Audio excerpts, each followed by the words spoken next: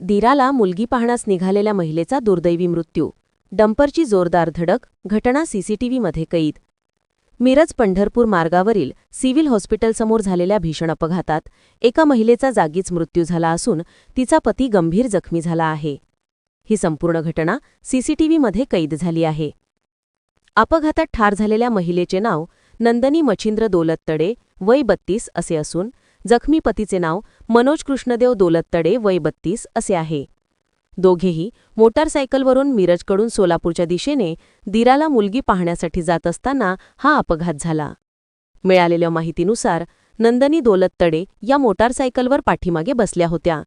Civil हॉस्पिटलसमोर येताच मागून येणाऱ्या भरधाव MH10 7326 या डंपरने त्यांनी पाठलाग करून जोरदार धडक दिली.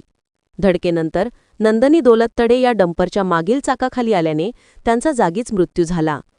पती मनोज दौलततडे हे अपघातात गंभीर जखमी झाले आहेत. अपघातानंतर डंपर चालकाने पळ काढण्याचा प्रयत्न केला, मात्र पोलिसांनी त्याला अटक केली आहे. या घटनेमुळे परिसरात हळहळ व्यक्त केली जात आहे.